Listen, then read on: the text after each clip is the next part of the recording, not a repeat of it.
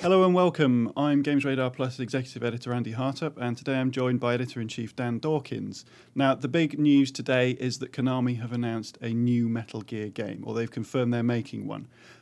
But we don't think Hideo Kojima is going to be making it. Metal Gear 5 will probably be his last game. Dan, tell us why you think that is. The reason why, and he said it himself, is because this is his last Metal Gear game. This isn't news. This was said to IGN on the 4th of March. He came out and said, "This is my last Metal Gear game." The problem is no one believed him because he said this before. This is chronicled in the article I wrote for the site yesterday, which is to do with a long period of Kojima becoming, I think, essentially not disaffected so much with Metal Gear, but being a prisoner of his own success. He's very clearly for a long time wanted to explore different avenues. I interviewed him for Edge magazine back in 2013. I must admit it was quite a good-natured interview. It was a Metal Gear Rising interview, and I'd said to him, you know, jokingly, what would you like to cut from your life? Now he said, ho ho ho, Konami.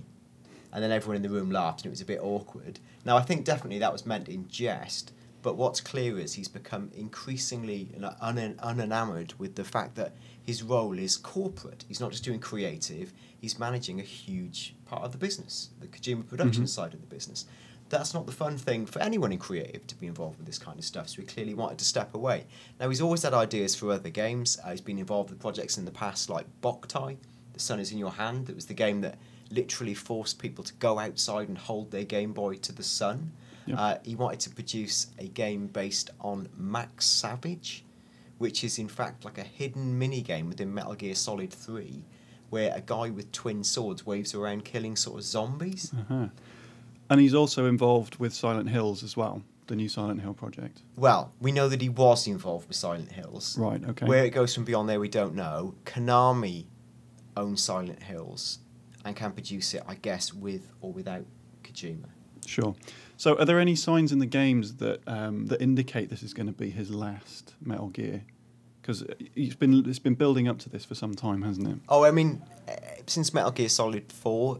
maybe even 2, it's been clear that this is part of Metal Gear. I think Metal Gear Solid 4, one of the big subtexts is that the game is kind of a meta-critique of the games industry and the fact that the PMC soldiers within who are controlled by this SOP mind device are basically us, the gamers, who are conditioned to fight in this perpetual war, i.e. the console war, to constantly expect new battles, i.e. releases.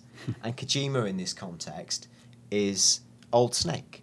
He's the throwback, the AAA auteur thrown into battle one more time who doesn't really want to be there to produce, you know, a game that feels like a step outside of time to an audience that doesn't really understand. And I think, you know, that might be hokum, but that's definitely one reading of it. Now, if you look more at Metal Gear Solid 5, from the very outset of the campaign, it's been focused on the fall of an icon, things not essentially being as they are. It's about the demise of Big Boss.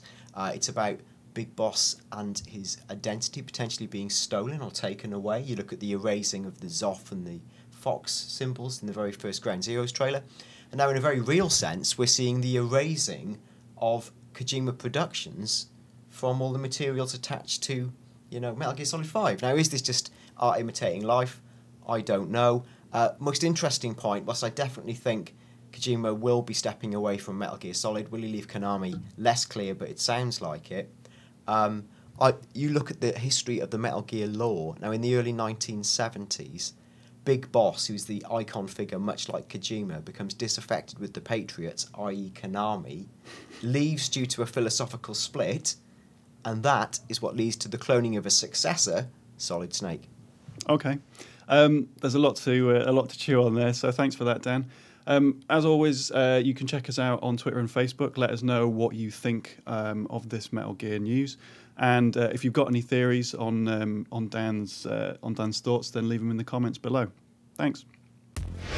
That was a pretty sweet video, right? If you want to see more, go to Games Radar's YouTube page over here, or if you want to read, maybe up your game a little bit, go to GamesRadar.com.